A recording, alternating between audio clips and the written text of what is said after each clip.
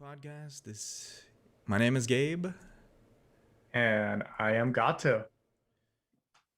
All right. We would like to welcome. We have a special guest, the cinema fan again. We would like to welcome you. Let's get you in there. From the Cinefan. How you doing, Connor? I'm doing great. How are you guys doing? Good. Doing pretty good myself as well. All right, guys. Man, oh man, do we have one good episode today? Yes, we do. Who here watched Loki? Raise your hand. Should we tell people? Wait, hold. Do we need to tell people before we start that we are going to be talking about Loki today? So there's a lot of spoilers ahead, and so if you haven't seen the episode and you want to enjoy the first episode, or what am I saying? If you don't want to get spoilers, pause, go watch the episode, and then come back and watch this episode. Yeah, that's it. Yeah, there's a lot of spoilers. So there you go. Feel free to join us in the comments in the chat. We'd love to hear your feedback on the episode that just premiered today. The wife and I, Brittany, we just watched it like a couple hours ago, so it's a little fresh in my mind. It's pretty good. Yeah. What'd you guys think of it? Okay, I'll go first. Okay. Mephisto?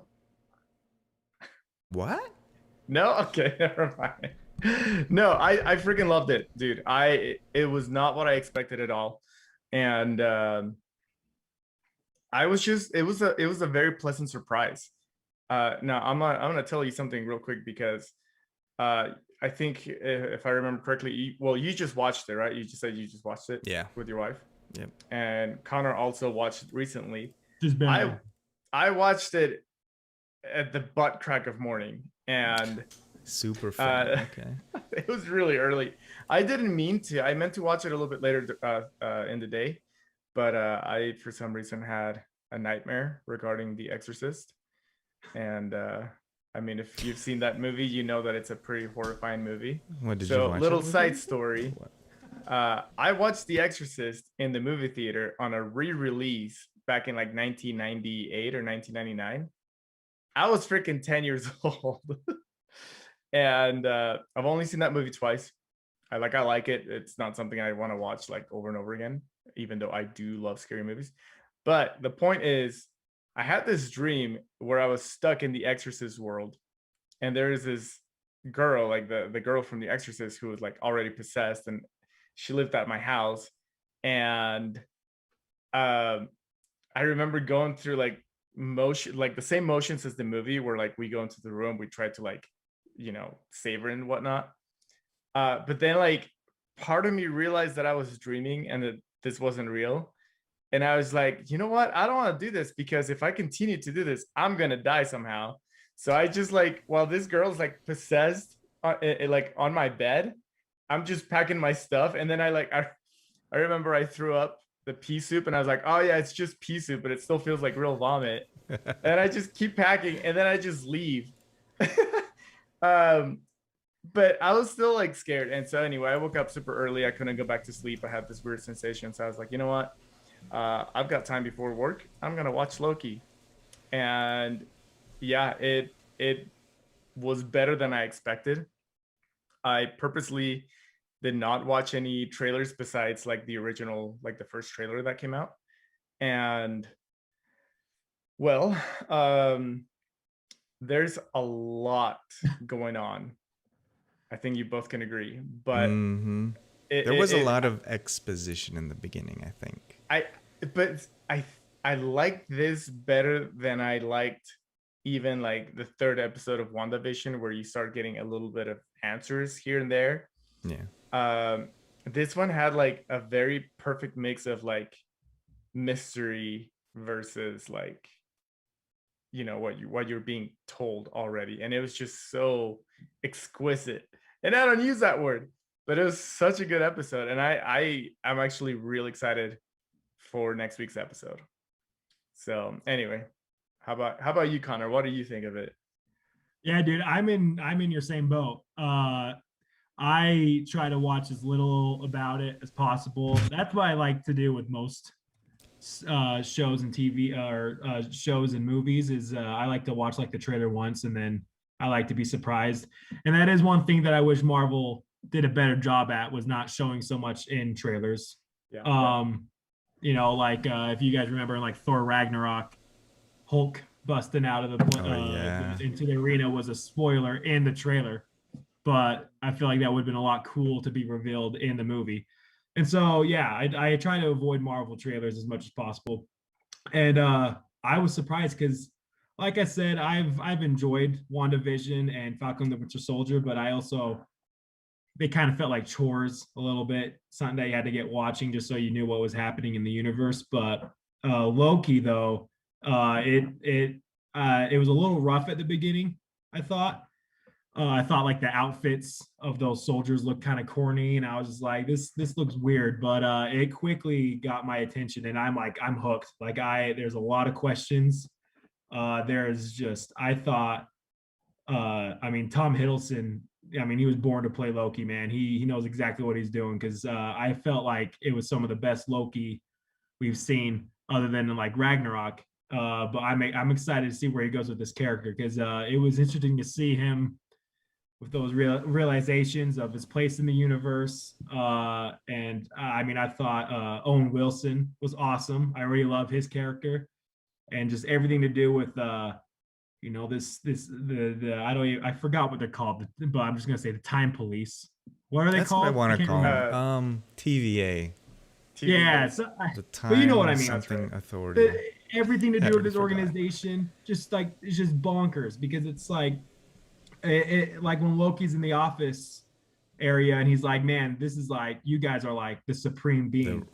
And like that's kind of what it was. I was like, at first I was like, there's really a time police this whole time, like Thanos, everything that's happened, there's been a time police this whole time. And I thought that was kind of dumb, but the more they unravel about it, the more you're like, whoa, like this is crazy. And he opens up the drawer and there's just like infinity stones sitting in the drawer, just absolutely bonkers to me. So I'm hooked. Like I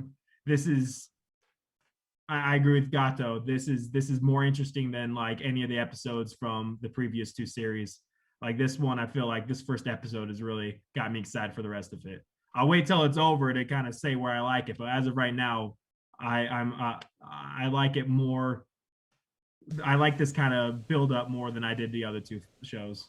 Yeah, I'd say the new questions they presented was kind of a new, fresh thing because I feel like with Winter Soldier, it kind of went lateral, you know?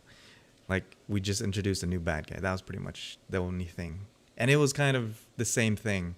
WandaVision introduced Wanda as this new potential big being by the end of it.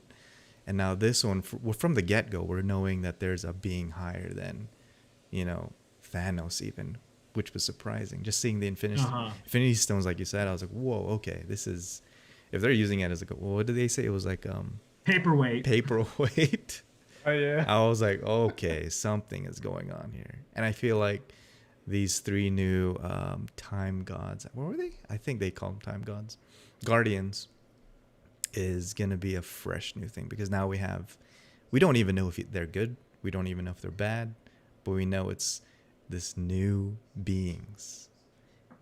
But sorry, go ahead. No, go ahead.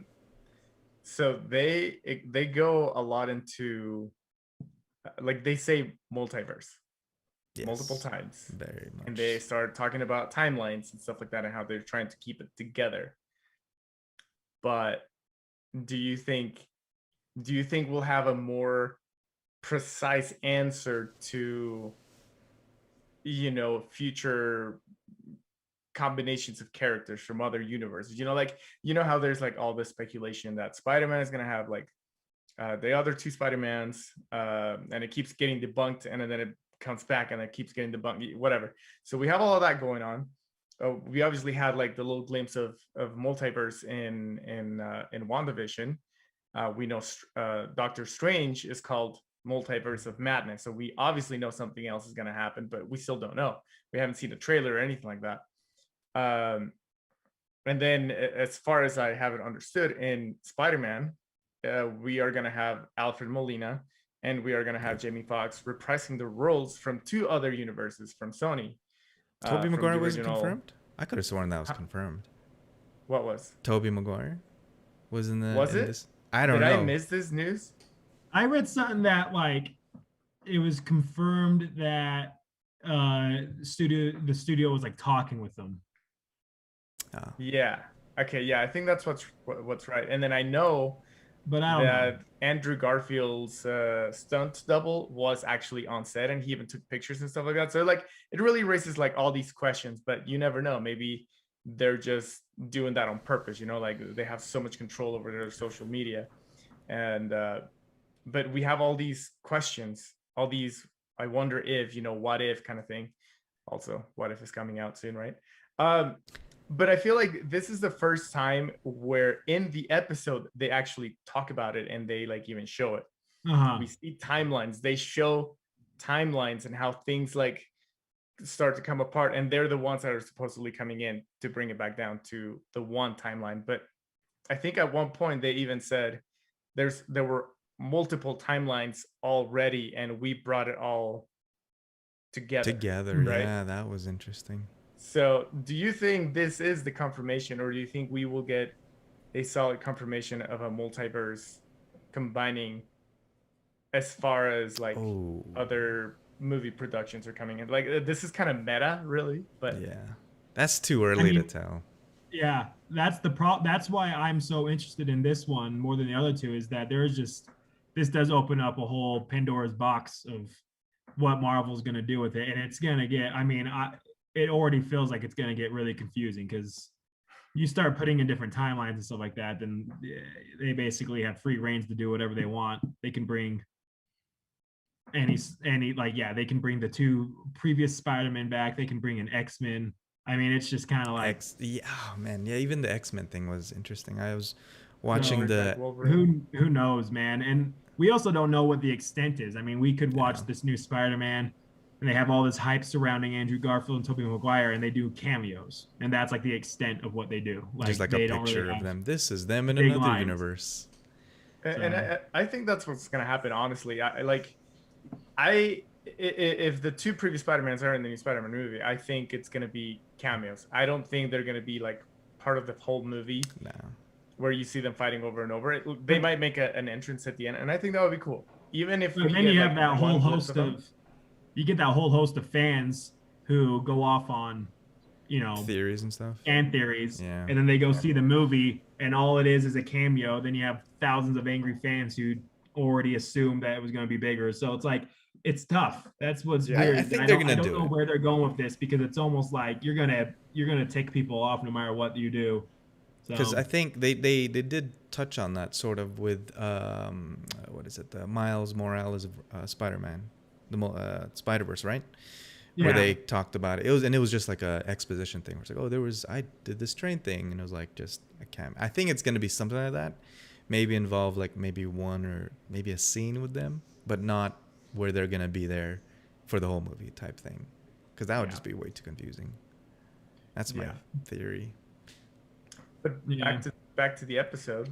What do you guys think of the aesthetic of it? Mid-century. That was like the first thing I was like, oh, they're going for that mid-century modern type Pip Boys Fallout type of look thing. Yeah, I was about to say, it reminded me a lot of Fallout. Yeah. So, I mean, and it made me question too, because I was wondering with that, this is the time police. Like, you know, this is kind of confusing. I don't know how to phrase this question, but I thought, like, are there different timelines of this time police? Like, is Loki getting caught by the time police that's like in the 70s? Or is he getting caught by time police that's like present? Because if there's a time police, that means that there's a constant flow of different eras of people who could be involved with it. But then at the same time, they're like their own species, aren't they? Like they live on that planet or wherever they're at. I don't know, because they said, what was his name? Mobius. He was made by the Guardians. Yeah, so you're right.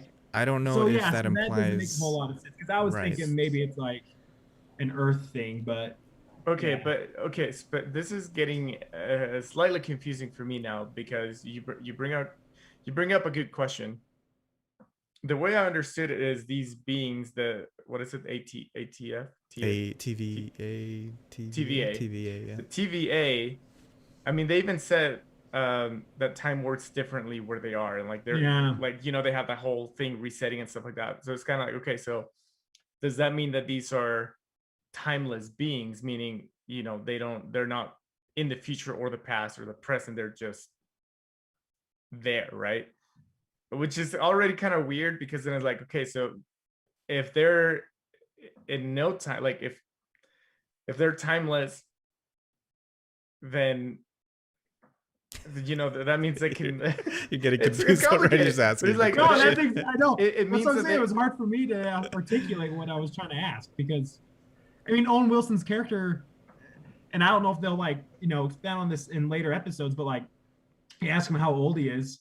He goes, time work. He doesn't answer. He answers by saying time works differently here, and he could be, who knows? He could be 500 years old. He could be 50. He could be thousands. So it's like maybe he's just programmed to know what he knows, and he's maybe like 2 days old. Like like it's really weird. Because like that's the thing is like he has a tesseract, he holds it, and then like when he gets caught, like after he tries to escape, and he's caught, and he's got the tesseract. He's like, "Did you try to use that?" He's like, "Yeah, multiple times, but it doesn't work." And then there's like all the Infinity Stones, which means there is a time Infinity Stone. I think he even grabbed it. And I was thinking about that too, and I'm like, oh, so there's like a lot of Doctor Stranges or something, and I'm like, if they have that time stone there, then and it doesn't work, then what is time? I don't know. It's hard questions, man. But that's what I like about this episode is like, it really just kind of like grabs everything you kind of understand, and it just kind of like twists it all up. And it's very intriguing. Part of me is excited. I'm very intrigued.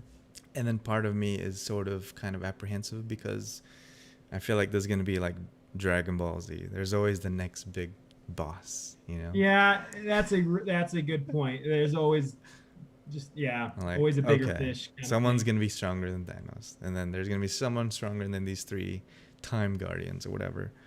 But if they're going to do that, I kind of like the way they're going, because if they just replaced it with someone who's just more powerful than Thanos, that would be kind of dumb. Like if they're doing a Dragon Ball Z kind of thing. But like this is a little different. Like this isn't a villain. I mean, we don't even know if there's a villain, but this is more of a concept than a physical like villain. Like this is more of a, yeah, I agree. How are the Avengers going to solve, these multiverses people, who can control timelines? So I think it is a little, I agree that this is getting a little overbearing, but at the same time, it's not like, I don't think we have to worry about a single villain who's like, his goal is to snap his fingers and destroy this is more of like a concept as a villain or as a problem that they need to solve. Yeah, it really does seem like it's more of a problem that they've found themselves into, and now they're trying to find a solution. So it's different, I think, than most of like Marvel stuff, where it's like, here's your bad guy who happens to have the same powers as the good guy. Now fight.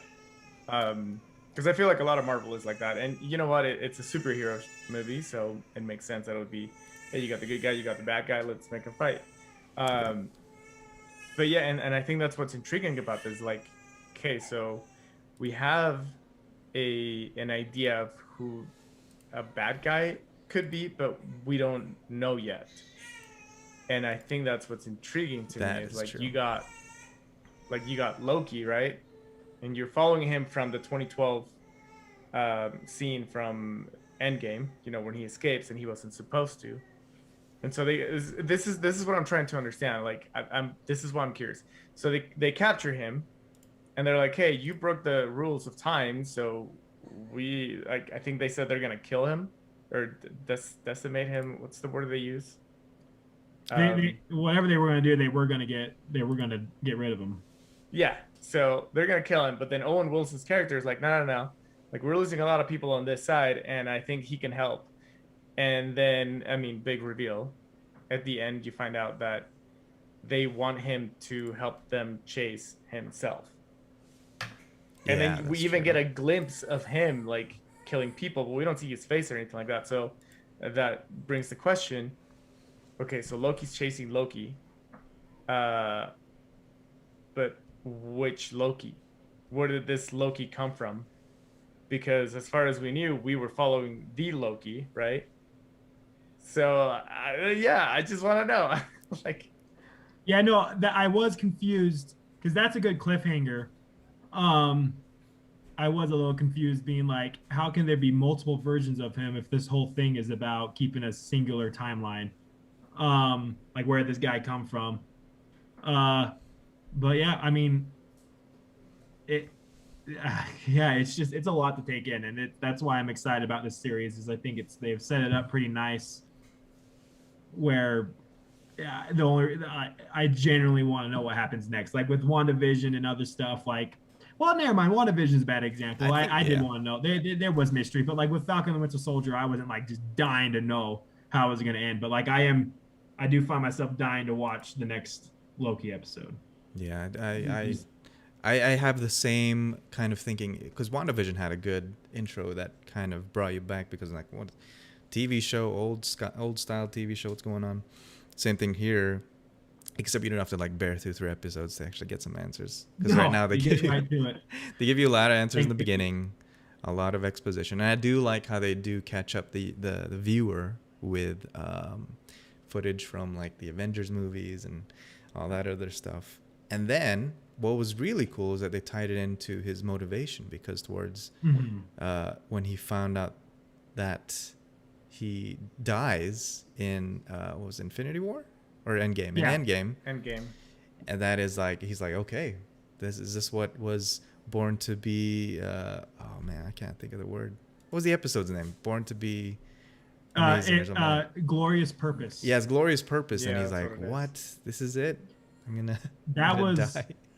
my number. That was like my favorite part of the whole episode. That's what like made me think like, wow, I love this. Is when he's sees his fate and he starts laughing, and he's like, this is the glorious purpose of my life. Like I thought that was just like Loki's character is already so cool, but I thought his character arc was done with Infinity War, but like that alone is a very interesting way to go about his character, where he knows his potential, and it's so just disappointing that it's almost like laughable to him. Where now he's kind of like, hey, and I think that's what Owen Wilson's character was getting at when he says, I can't offer you redemption, but something Yeah. more. I Yep. think he's going off of that, where he's saying, I'm gonna give you a purpose. Like that's the more. Like I'm not giving you redemption, I'm gonna give you a glorious purpose. So that's what I think Owen Wilson's character meant when he said that. But That's yeah, true. that was my favorite part of the episode, when Loki's fast forwarding through his life and he realizes, you know, I'm sure what everyone in the world, if we were to fast forward through our own lives, we'd probably be a little like that was it, you know? So I Yeah. thought that was neat. I think okay, my favorite part, and I think people that know me will totally agree with me, but the his questioning, like the whole um like Owen Wilson questioning him like why he's doing what he's doing. Uh that was amazing. That's what I'm all about. I'm all about like psychology, right? Like I'm all about like figuring why the things that we do. And like I don't know, like sense, but like just him like asking him like, do you enjoy killing people? Do you like doing this? Like, what is your purpose? Like, what? So you conquer the world, and then what? You know, and like asking him those questions, and Loki just really thinking about it is like, well, like that is the purpose, you know, like that's what I'm supposed to do. That is the thing that I apply even in real life. Like I know this is a TV show and it's enjoyable, but that part hits so real to today's world, and probably even like not just today's world, but like just to real life in general. Because that is a question that I ask myself all the time. Is like, why do I do the things that I do? Like, why do I think this? Why do I think that? Why do I do this? Yada, yada, yada. And so it makes me wonder, like, does that make me a good person or a bad person? And I think that's where Loki stands. I don't think he ever saw himself as a bad person, but looking at the bigger picture and seeing, like, thinking, why do I do it? That's the thing that was like, whoa, this is a good show. Like that was like a key point for me. All right. Well, this is a good place to take a break. We will take a commercial break, and we will be back in 1 second.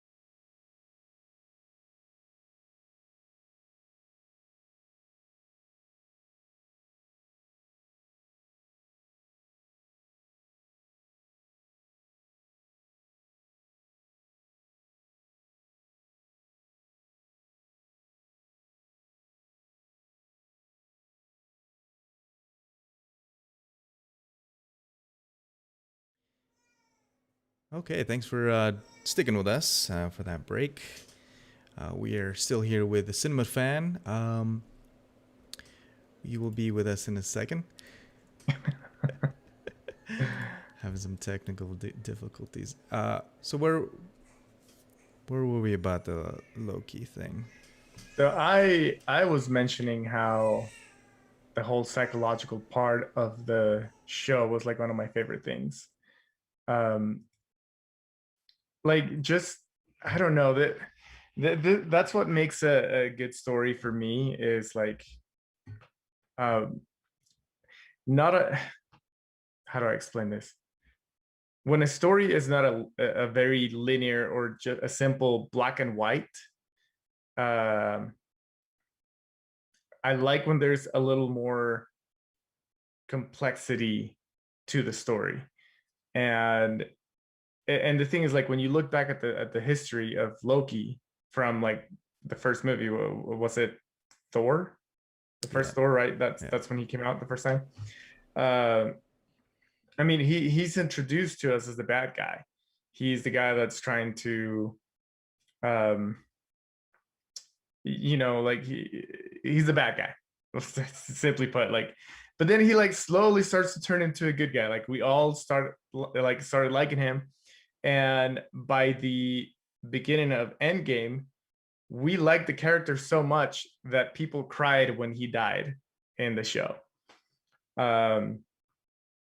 And then knowing like when the announcement came that he was gonna have his own show, like people went crazy. Like, and I was at first I was like, why do we need a Loki story, but TV show? I mean, now that we're in it, I'm like, okay, yeah, this is kind of cool because it's showing more complexity to what a bad guy or a good guy is, or at least that's what I'm expecting to see. I feel like with all those questions that he had and like him processing that and like just really asking himself, like, why do I do this? That's kind of a hard thing about the show is now we have to sympathize with the bad guy because we know him as the bad guy now that we have to watch him for like I don't know how many episodes. They did it well with Thanos in terms of, you know, making it his story and his journey of getting the Infinity Stones. But now we're like doing that again, but with Loki. Except he's a little more likable, I would say, than Thanos. And what's interesting about that is we're not following along the Loki that we know and love. That's true. This is Avengers Loki. Yeah. This isn't Ragnarok Loki. He hasn't had a really redemption. He hasn't sacrificed himself. I guess you could say he technically is, because he's seen his life and so he knows the choices he's made. So that may have been like a what do you call it? Like a spark notes for him to, or a crash course for him to get to where where he is. So he may have changed him into who he is after Ragnarok. But like we don't know that yet. But as of like now, all we know is that this isn't like, he hasn't had those really experiences that he, you know, he's seen it, but he hasn't personally had them. So that's kind of, I'm trying to remember. When I was watching, I was trying to remember. I had to like remind myself, this isn't the Loki that, you know, everyone else has watched in Infinity War or Endgame. So it's kind of like you have to kind of rewind your brain and kind of erase all the redemption arcs that he's had before, and now we're journeying with this new Loki, and it's good because now we know how he is. It's not like his personality is going to change. We know what the choices, if he were given those choices again, he would make them. But now we're going to see. Now we don't get to see him make those choices, but now to see if he was given other set of choices, how he would handle that. Are you low-key hoping that he'll turn into the same Loki that we had at the end of Infinity War? That's the impression I get from the show, is that they have to bring him back to, when they showed the future thing, right? When his mom dies, is that the timeline he needs to be in, right? Yes. My guess is that what we're watching is probably the final episode of the season of that show, of Loki. And they're just going to play that back to us when it's the final episode. But they're having us find a way to get Loki, what we're watching now, to that endpoint. That's an interesting theory. But I mean, what I think is happening is that, I mean, I don't think that this Loki is going to have a direct effect on what we've already seen in the Marvel movies, in my opinion. I think this is just going to be the events that happen. Like, I don't think, in my personal opinion, if I'm going to guess what happens, I don't think Loki is surviving this. Like, I think he's going to do the job, and then they're probably just going to let him go, because they say at the end of the episode he's not making it out of this. He's not going back. That's true. So, and that begs the question, you know, why can they just kill people off? Like, wouldn't that affect the timeline? Doesn't someone need to go back? And then also begs the question at the end of Endgame, when Captain America returns all this stuff, you know, doesn't that fix the timeline? So it's kind of like, fix that. It's interesting because I think this is just going to be the adventures of Loki while he was gone with the Tesseract, but I don't think it's going to be like all of a sudden in Thor Love and Thunder that he's going to show up, like, but maybe he will. I mean, I can't say, but that's my guess, is what I'm saying, is that this is just going to be kind of the beginning and the end, or maybe like the epilogue of Loki's story, where we get to see him do one last little hurrah. But I could be here's another theory. We know that Jane is coming back in Love and Thunder, right? Like Thor's girlfriend, and she is becoming the new Thor, right? It's not She-Thor. What's the name? I have no idea. Whatever. She's becoming the female Thor lead. Yeah. Interesting. So what if they make it so that Loki will come in at some point during that movie, and then Thor will see him and he'll be like, "Hey, I thought you died. Like, what are you doing here?" He's like, "Well, I come from this world without time, but I can't leave. I need to be there." And he's like, "But we can do things here. How about you come back and be my brother in this timeless life, but you need to leave this world forever." And then Thor will be like, "That's all I ever wanted, is to be your brother, because you're my best friend." And then we got all mushy. And so he leaves with Loki, and so that way we say goodbye to both Tom Hiddleston and Chris Hemsworth. And then because of the loss of Marvel, the hammer falls on Jane, and then Jane's like, "I am the Thor." I don't know. What do you think? I mean, based on what Connor just said, because also I had forgotten about like Love and Thunder. I actually feel like that would make sense.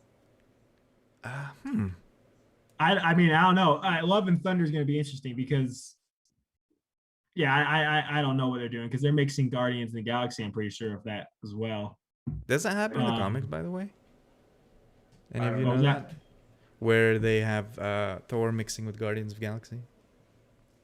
That happened. Yeah, at the end of Endgame, Thor's hopping on the ship and they have that funny little back and Right. forth with Quill. where he's like, Does it "Who's in happen in the charge?" comics or anything like that? Or is this like Beats me, brand man. new stuff? Oh man. I don't know. Wait, we're three nerds talking about a movie and we've never read the comics. Well, here's the thing. I do know that Thor. Actually, I don't know because there might be someone watching this who does know for a fact. But I'm pretty positive that like in comics, Thor has been a member of the Guardians of the Galaxy before. But that being said, I'm pretty sure like tons of people have been a part of it. I'm pretty sure everybody's been part of the Guardians and everybody's been part of the Avengers. Yeah. So like that's going off of that is that I'm pretty sure there's like thousands of members of the Guardians of the Galaxy over the years. So well, do we have any viewers that have read the comics or that have any input on what this storyline might be? And if you do, let us know. Live chat or just leave it in the comments if you're not watching this live. Yeah. And while you're at it, leave a big thumbs up and subscribe if you haven't already. Also, go check out at the Cinema Fan on Instagram. He posts about movies and stuff like that. I think he just posted didn't you post a review on The Conjuring that just came out? I did. That was today's post. So yeah, I saw that. Yeah, one. That's a movie that I need to watch that movie ASAP. My fiance does not like scary movies, so I will be watching that by myself most likely. And this is why I get nightmares about The Exorcist 20 years later. It's because I watch these movies by myself. Well, hey, just let you know, there's a little callback to The Exorcist in this Conjuring 3 movie. So, oh, what? I love it. Wow, I love it. Like a callback, like a little a little Easter nod. What's it called? Tribute. Yeah, a little. I see you. Okay. Well, isn't it awesome? Interesting in the I was thinking about this when Loki was like within the first minutes of the movie or show. I was thinking it's strange how they always take, with all these shows they always take these powerful beings and then somehow reset them back to zero in their show. You know, kind of like a video game. Yeah, kind of like when you go from a God of War like 1, God of War 2. Sequels to video games where like you've leveled up the same character to 100 and then the next video game you're at Level 0 1. and they have to like explain that. Yep. They did a pretty good job of explaining a lot of the stuff that were happening, that they were introducing, like, because the whole time thing, like, first thing that came to my mind, I was like, what?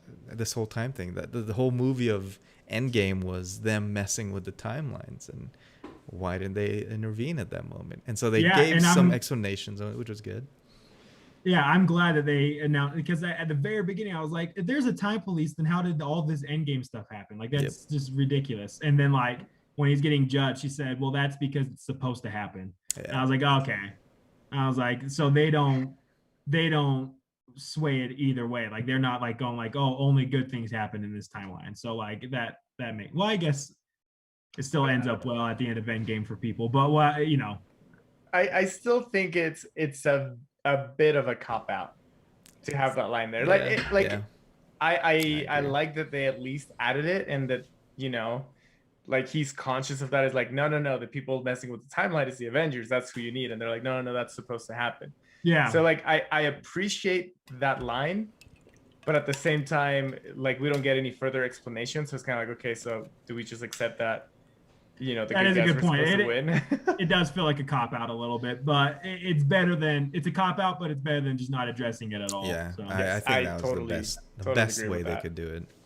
Yeah, it was interesting because you go from, because they show the footage of Avengers and Loki's like super powerful at that point, you know, besides getting smashed by Hulk. But at that point, he's like pretty much as strong as the Avengers, and then within the first minutes of Loki, he's like in chains, in like prisoner outfit, can't do anything, and then they address him, he can't use his powers and stuff like that.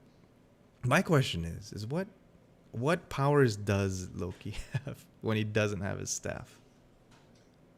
I was wondering the same thing actually. I was thinking about it when in the interview he kept saying like, I am the god of mischief.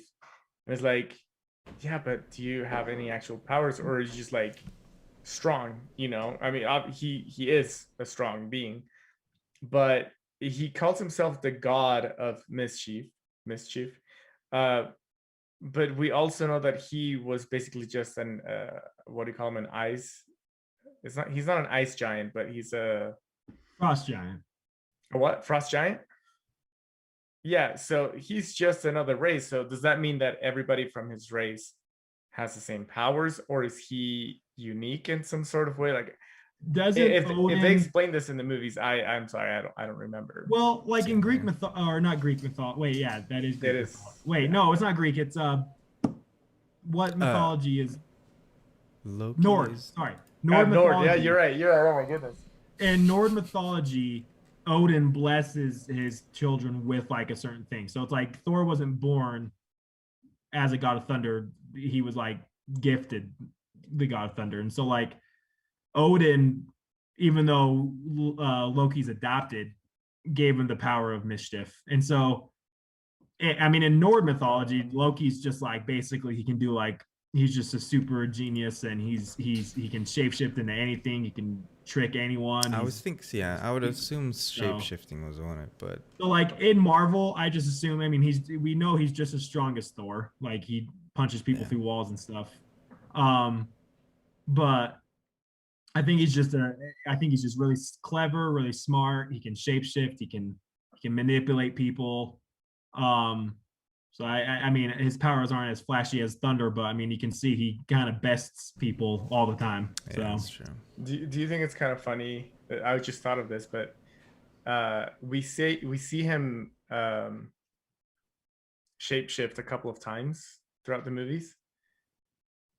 But as somebody whose main power is to fool people, you would think that he would use that a little bit more than usual. But then you have people like what's her face from X-Men, the blue girl, Mystique. Yeah, and she shapeshifts like all the freaking time to blend and to achieve things. You're right. It's just an interesting thought that I was just like the only time he uses it in this entire episode was to mock Captain America, to like turn into him. Right? Yeah. So like he doesn't. You would think I mean, he's used it cleverly in other movies, but like that is a very good point. Like Mystique is like one of the most powerful X-Men because she just like manipulates people left and right, and Loki's used it like a handful of times, and when he has used it, sometimes he's like either just making fun of people, or he's just like in Thor Ragnarok when they're walking towards the ship, he just does a clone of himself, like simple stuff, like nothing too flashy. So you're right. That is, you would think that being a superior intellect and having shapeshifting, he would use it more. Maybe he is that superior. You know how like in games where you put on all the cheat codes, you don't do like kill everybody at once. You just like want to see what happens if you do wait, kind of stuff, are you saying that he doesn't shapeshift a lot because he's just that good? Yeah, he doesn't need to do it. He knows that it's so powerful that it'll takes the fun out of it. Maybe considering him being mischievous. Yeah. Or maybe he's got a contract to show his face for so much time during the movies. Yeah, because that's one thing I can't stand about the X-Men movies is like when Mystique should not be like human form, but she's in human form. It's like all the time. I want to be like, how could, like, if you're so against, humans and you hate humans so much, why do you always look like one? Yeah. Like, no, it's true. I think that those are the things that we as viewers have to like sometimes oversee because suspension of disbelief thing. And I don't mean to bag on Marvel because I love Marvel movies, so don't, in comment section, don't get mad at me for saying this. But one thing I really do dislike about what Marvel did around like Age of Ultron and after is coming up with that like technology where like the face just disappears, like the thing just like goes away. And it's like that was just them a lazy way to be like, how can we get the mask off as often and quickly as possible? That's just what it feels like to me. Are you so every time like Black Panther's like head thing goes down or Peter Parker's head thing goes straight down? Yeah, like this is so dumb because it's like you're just the only reason. They're like in the middle of a battle. It's like the one thing that's protecting your head, you're taking off right now. Yeah, see, that's why I liked Homecoming. Homecoming, you know, Peter Parker, he has to take off the mask whenever he's showing his face, but then like in Endgame and Infinity War, he changes to that thing and he's just constantly going up and down. So it's true. I mean, okay, so from a cinematic point of view, like I understand, you know, you want to show the actor, you need to have that face showing, but I do think it's funny that sometimes people will like pop into the scene in the middle of battle and then they take off their nano mask and they're like, hey, I'm here, and then puts it back on and goes to fight. I'm like, you don't need to do that. We know who you are. Like we know what's behind the mask, but they still do it, and that I think that's funny. It bugs me because I I think it's cool, like Black Panther's like helmet was cool, and you know in Civil War when he's like taking it off, it like looks thick, you know, it looks cool, and like Peter Parker's mask looks cool, and like Iron Man's helmet looks cool, but then they like kind of, you know, get rid of it, and then it looks like cloth because it just comes in and out. So it's just, I don't know. It bugs me, but I still love the movies. But that's one thing where I'm just like, we don't need people's faces every time they say anything, like at all, you know? Yeah, I think that's one of the limitations of film or this kind of medium is that you have to show things. There's exposition. You always have to have the character that is the newbie, so that way the viewers, as they watch, they can be informed along with the character and all that stuff. But I don't know. I mean, we're delving into the Marvel arts thing again. Okay, but hold on though. Hold on. All right. Because okay, so this is just like agreeing with Connor, because it is annoying that in these movies they have to do that, like or they have the feel to have to do that, if that makes sense, to like show the actors' faces and stuff like that. But then you look at shows like The Mandalorian, and the whole season 1, he doesn't talk that much. He never takes off his helmet, and you still know who he is. You love him anyway. That's true. Like that's just good acting, in my opinion. Like his body language acting is superb. Oh yeah. And I feel like our Marvel characters, I think that they can do the same thing. They don't need to be taken off and on their masks or helmets or whatever for the purpose of story or exposition. Like I feel like we know who they are. So yeah. I wonder if that's contract related. It's contract related. Yeah. There's people who like, I want my face shown this X amount of time. I'm not saying everyone has that, but like there are people who are like, I wish I could remember, but there is one person in particular. I can't remember what superhero movie it is. I wish it could come to me, but I do know that there was one actor where like the studio was kind of upset with how much they wanted their face shown. Captain Marvel, like, was it? You know, see, I know that it's someone because I've been told it, and I can't remember if it's a DC movie. That's why it sounds stupid to even bring up because I can't even think of things. But no, I mean, why even spend big bucks on like voice actors for like Toy Story? Like, why get Tom Hanks if all people want to see is Tom Hanks' face? You don't see his face once during Toy Story, but you know who it is and you see the movie because it's him. So why do we have to always? Like, I know it's Robert Downey Jr., who's Iron Man. I love it. I don't need to constantly see his face. And one good thing that I liked that was clever, because I think that whole nanobite mask disappearing thing is just lazy, cop-out, dumb.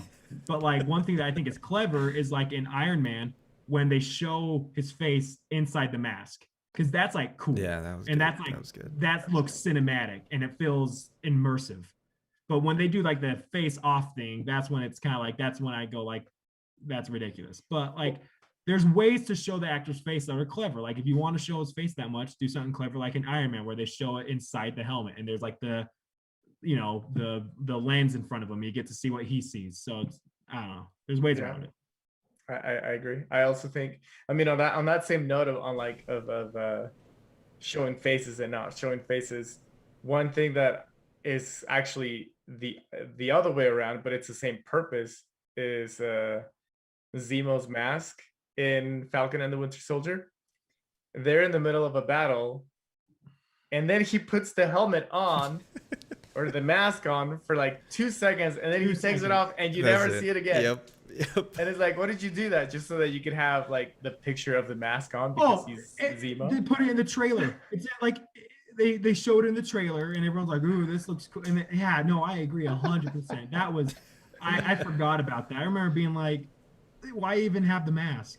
Yeah, it was funny because I started believing the character that I was basing it on was the redhead, and I'm thinking, oh, that must be her in the comic because she's wearing the mask all the time. And then you realize it's Zemo, and you're like, oh, but he only wears it like once. And I think that's probably like fan service. So I mean, so far in Loki, there's no helmets or masks that do that. So just those helmets, those SWAT helmets. It's weird to me because like I said, animated movies, they don't have to they don't have to make the character look like the voice actor. People don't care about that. Or like when you have a CGI character like Josh Brolin as Thanos. I mean, I guess it kind of looks like him. That might not be a great example. The chin and stuff doesn't look right. But I want to be like, we know who Thanos is. We know who the actor is. Even though he's a CGI character. Same with like Bradley Cooper as Rocket. Like, we don't need to see Bradley Cooper's face every 5 seconds. I'm sure women around the globe would love if the movie showed more Bradley Cooper, but I'm just saying it's unnecessary. I think that one part where he gets stripped naked, that was like total fan service for the ladies showing out his there. pecs, his body, and all that stuff. I was like, what? Come on. I mean, yes, I get that he needs to change into his outfit. It makes it is comedic though. It is. I think it was just funny, and you know what? Behind the cameras, like as a production team, I feel like I don't know why I said this. We're not part of the production team or anything, but from a production standpoint, I can understand why they would want him to get all ripped, even if it was just for that one scene, because it makes sense that if he's this warrior, that he would be ripped. But I'm pretty sure he was not that ripped before this, like at all. I think he got ripped for that shot. And I think it's just kind of funny to think about that. That's just like, that reminds me of like Spider-Man, the first one, where he's like, he gets bit, takes off his little suit, and he looks in the mirror, and then he falls, he faints, and then he wakes up and he looks in the mirror and he's like super buff all of a sudden, right? You remember that? In the first one, he puts his glasses on. He's Tobey Maguire. Something. Oh man. But that one makes sense though. It makes sense because he's not a strong guy. But that he's not maintaining that body throughout the whole movie. It's just for that one shot. Absolutely. No. But I did think it was kind of funny. I thought the show was funny overall. I thought it was fun, intriguing. It even had like sad moments, like when he's watching the flashbacks of his life. Yeah. I actually got a little teared up, and I was like, "Oh damn!" I mean, dang. Demonetized. It had it all, and I think it was a really good mix of emotional storytelling. So yeah, I am looking forward to the next episode. I am very intrigued. I would say so far, see how it goes. My ranking would be Loki, then WandaVision, and then Falcon Winter Soldier. 100% agree. Yeah, I think there's just something different. I don't know. Like we talked about it earlier. There's something different about this where I already like it more than the other two shows, and it's like I'm judging it off of one episode. Like, who knows? This show could just bomb the next however many episodes they have next. But like, I don't know. There's just something else. Like, this feels more. Has more substance. Like, it's more important. Like, it's there's something new. I think that's what it is. Something new. It's new. Yeah. It's exciting. It's also familiar and nostalgic. So it's like, I don't know. I'm excited to see where it goes, but yeah, I feel more excited for this next episode than any of the episodes from the last two series. I mean, WandaVision did have some of that, but then it fell back into the cookie cutter stuff. Like the last like 2 episodes, I stopped kind of caring so much about what the mystery was because you started kind of understanding what was going on. You're like, oh, there's gonna be a battle, final fight. Yeah. But this though particular though, yeah, and WandaVision also took a little bit too long in my opinion to get going. Those I don't think they needed to do 3 filler episodes. They could have sped that up a bit. But with the small hints. Yeah, with the small hints, they could have sped that up a little bit, or maybe even made it combine 2 episodes into one because there was like 2 episodes that were like 20 minutes long. It's like it's not worth waiting a week. But no, Loki, like I said, there's just something about it that I like way more than the other ones. It just feels more important. It has more substance. I like the characters. I like Owen Wilson already. I like the story where it's going. It's just it's neat. So did you catch any Easter eggs like on your own, or do you know of any Easter eggs that you might have like seen afterward? Because I was looking for those, but I don't know enough of the. Like I said, we've never read the comic books. I don't know. But yeah, I didn't see anything that was like, oh, that's an Easter egg of some sort and whatever. I mean, yeah, I mean, other than the Infinity Stones, which wasn't really an Easter egg, that was a glaring, obvious thing to see. But like, I wonder if there's something in the drawer because he opens up the drawer and you're looking at all the Infinity Stones. If there's an Easter egg, I'm sure. There were some crosses in there. Did you see that? From another movie or something like that. So, there was a medal. There was a medal, and then there was a cross, and then there was because they show the shot twice. So the second time I was like trying to look for something, but all I could saw was Infinity Stones. That means I have to watch the episode again.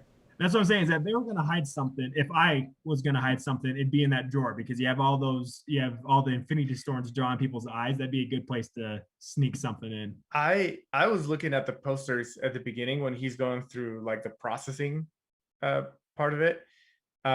When he's going through the zigzag thing and the other guy gets sapped or whatever, there's like 3 posters in the back that I was trying to pay attention to, but I couldn't, and I was too focused on everything else. But I'm really curious if there's anything going on there.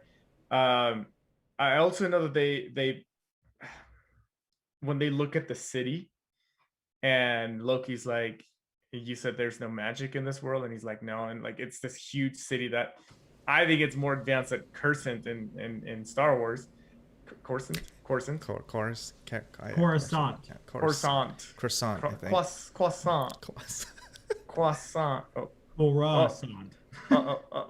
Cortana is.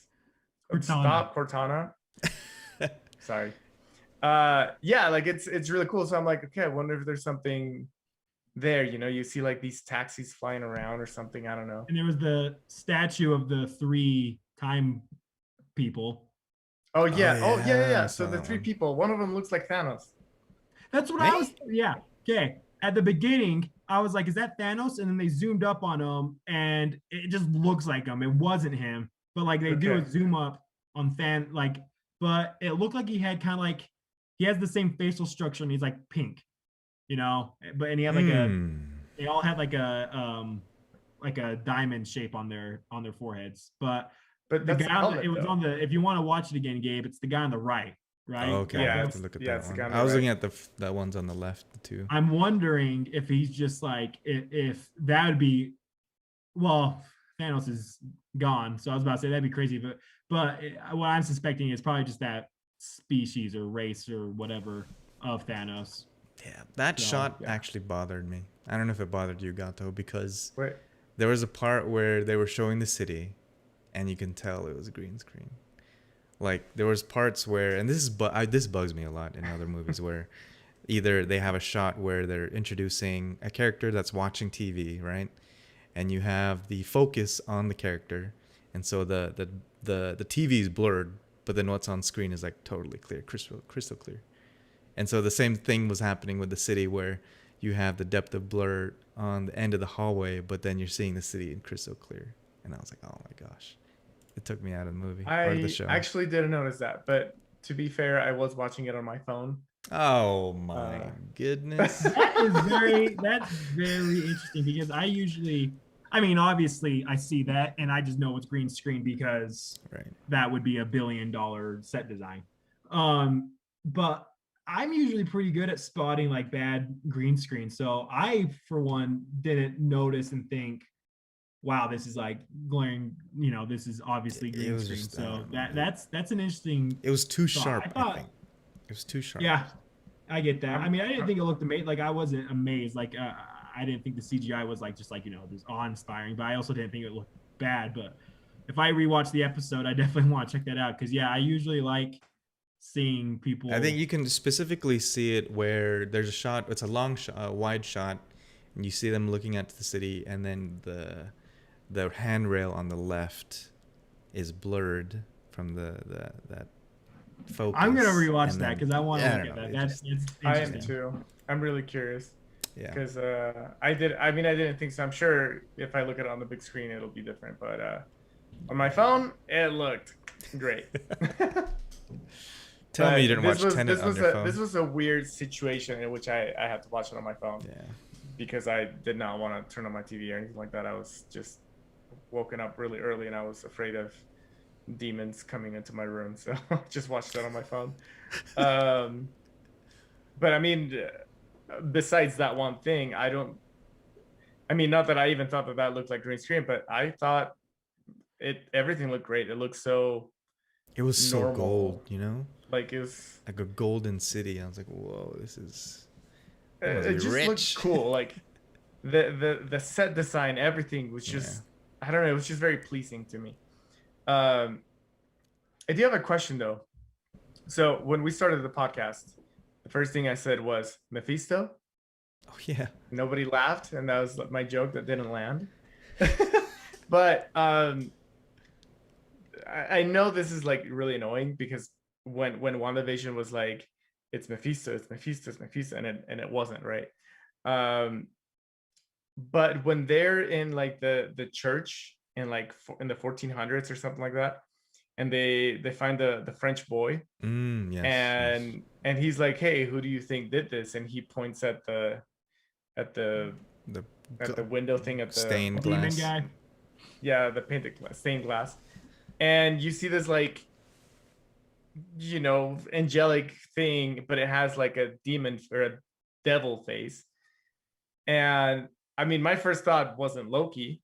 Obviously, we still don't know at this point that Loki is the guy that they're chasing after.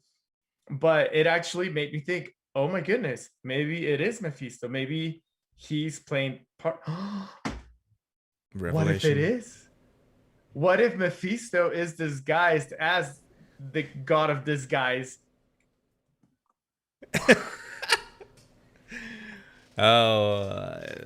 I don't know what Mephisto is. Mephisto's like, I don't know what comic book he's from, but he's just a villain. He's a red villain. Okay. He looks like Satan. He's from Ghost Rider. That would be very, very interesting. But yeah, that'd be very interesting because I think they already introduced Ghost Rider. The crime police or whatever knows who he is, would know that was Mephisto if he's tricking him. But that's very interesting. I could definitely see, because I mean, I have my doubts that Marvel that's a good. I think that's a solid fan theory, because thinking on a logistical standpoint, it's hard for me to believe that Marvel is going to start a whole new series with Loki and the villain is just going to be Loki. Like, they're not going to introduce any new villains. That's true. Yep.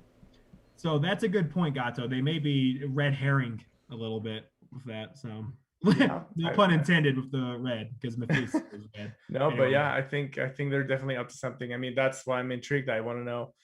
I honestly did not think of it until just now. Like, maybe it's not even Loki. Maybe it's someone disguised as him, like confusing them or something like that. Because I'm like, because when we were talking about like, if we're gonna say goodbye to them, like, is that really the point of the whole show, is to say goodbye to them, or is there a setup for the future? Phase 4 and phase 5. So I don't know. Lots of things coming up. I am really excited. Same. Me too. Well, thanks for everyone for joining us on our podcast. Hope you enjoyed it. If you have any questions or any comments that you'd like to leave, do so below. But once again, we want to thank Connor from the Cinefan for joining us. Hope you enjoyed your stay here. I'm Gabe. And I'm Gabe. Then I'm Gato. All right. And we will catch you next week. Bye, guys. Peace. Bye.